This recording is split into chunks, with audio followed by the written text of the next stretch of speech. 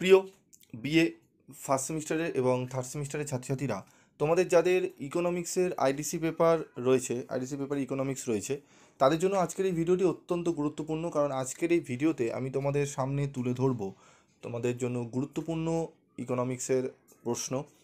এবং তোমাদের যে প্রশ্নগুলো দেবো, এরকম প্রশ্ন তোমরা কোনো জায়গায় পাওনি, কোনো ইউটিউব চ্যানেলে পাওনি। আগের ভিডিওগুলো তোমরা যদি দেখো, তোমরা পাওনি। আমি তোমাদের দিয়েছিলাম, তোমাদের এমনভাবে কোশ্চেন এই ইকোনমিক্সে সেট করেছি, এই প্রশ্নগুলো পড়লে তোমরা যেখান থেকে প্রশ্ন আসুক 100% প্রায় কোশ্চেন তোমরা কমন পাবে। যেহেতু প্রত্যেক কলেজে আলাদা আলাদা করে কোশ্চেন হয়, কিছু সিমিলার কোশ্চেন আসে, আবার কিছু কিন্তু আলাদা আলাদা কোশ্চেন কিন্তু তোমাদের প্রশ্নপত্রে সেট আপ থাকে।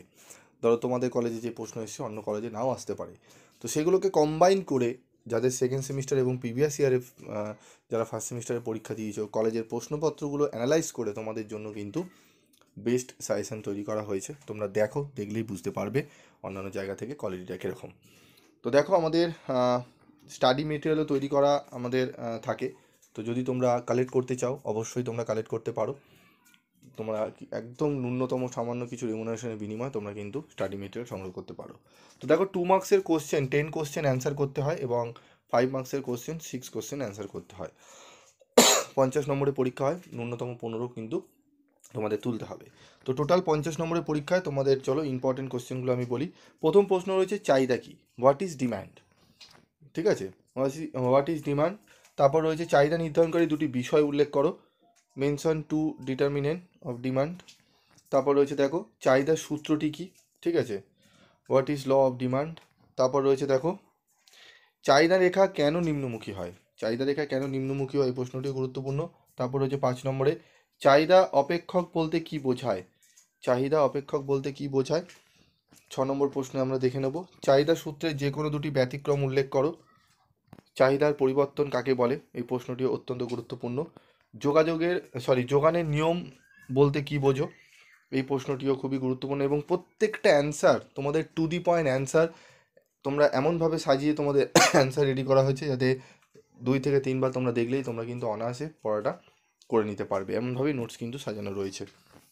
যোগান রেখার স্থান পরিবর্তন বলতে কি বোঝো, গিফেন দ্রব্য কী, নিজ দামগত স্থিতিস্থাপকতার সংজ্ঞা দাও, প্রশ্নটি অত্যন্ত গুরুত্বপূর্ণ। নিকৃষ্ট দ্রব্য কাকে বলে, উৎপাদন অপেক্ষক কী, এই প্রশ্নটিও গুরুত্বপূর্ণ।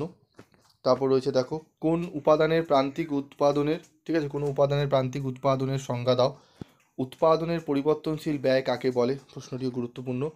স্থূল জাতীয় উৎপাদন বা মোট জাতীয় উৎপাদন কাকে বলে, অত্যন্ত গুরুত্বপূর্ণ এই প্রশ্নটিও। মোট অভ্যন্তরীণ উৎপাদনের সংজ্ঞা দাও। মুদ্রাস্ফীতি কী, একটি পূর্ণ প্রতিযোগিতামূলক ফার্মের প্রান্তিক রেভিনিউ রেখাটি কীরূপ আকৃতির হয়, প্রশ্নটিও গুরুত্বপূর্ণ। প্রত্যেকটা প্রশ্ন তুমি যদি তোমাদের দেখে মনে হচ্ছে অনেক প্রশ্ন স্যার দিয়েছেন, তবে তোমাদের এই প্রশ্নগুলো যদি ভালো করে তোমরা করো, দেখবে অনেকটাই তোমরা কিন্তু উপকৃত হবে। এবং তোমাদের উত্তরের কোয়ালিটি কিন্তু ভালো করতে হবে। অনেক জায়গায় রয়েছে বিশাল বড় বড় তোমাদের উত্তর সেইভাবে কিভাবে উত্তর সাজালে তোমরা পড়লে মনে থাকবে, সেরকম কিন্তু সাজানো তোমরা পাবে না। তোমরা একবার পিভি স্টাডি ক্লাসের নোটস নিয়ে দেখো, তাহলেই বুঝতে পারবে কোয়ালিটি কীরকম। তারপর রয়েছে দেখো এটি তো গেল। তারপর রয়েছে 20 নম্বরে বাজার দামে এটা স্থূল হবে, স্থূল জাতীয় আয় ও উৎপাদন ব্যয় স্থূল জাতীয় আয় এর মধ্যে পার্থক্য করো। জাতীয় আয় কাকে বলে। এই যে 21টি প্রশ্ন আমি তোমাদের দিলাম, এই 21টি প্রশ্ন তোমাদের ভালো করে নিতে হবে। যারা বই কিনেছো, বই দেখে তোমরা উত্তর খুঁজে নেও। যদি কোনো জায়গায় কোনো উত্তর করতে অসুবিধা হয় আমাকে জানাবে, আমি তোমাদের আলোচনা করে দেবো। পরবর্তী ভিডিওতে আমি তোমাদের 5 নম্বরের প্রশ্নগুলো নিয়ে আলোচনা করব। 5 নম্বরের গুরুত্বপূর্ণ প্রশ্নগুলো বলে দেবো তোমাদের। 5 নম্বরের প্রশ্ন তো বলবোই, তারপরে আরও কিছু 2 নম্বরের কোশ্চেন দিয়ে তারপর তোমাদের আমি অ্যান্সারগুলো আলোচনা করব। তো যারা চ্যানেলে নতুন, তারা চ্যানেলটি অবশ্যই সাবস্ক্রাইব করে রাখবে। আপকামিং তোমাদের যে সাবজেক্টগুলো রয়েছে, আরও অন্যান্য সাবজেক্ট, সেখানেও কিন্তু তোমরা সাজেশান পাবে, নোটস পাবে। এবং তোমাদের গ্রুপ ক্রিয়েট করা রয়েছে কম্পালসারি পেপারগুলোতে, ইএনভিএস এবং তোমাদের কনস্টিটিউশনাল ভ্যালু, কম্পালসারি ইংলিশ, সেই গ্রুপে গিয়ে তোমরা জয়েন্ট হও, সেখান থেকে অনেক উপকার তোমরা কিন্তু পাবে। তো আজকের মতো ভিডিওটি শেষ করছি, দেখা হচ্ছে পরবর্তী ভিডিওতে। সকলে ভালো থেকো, সুস্থ থেকো।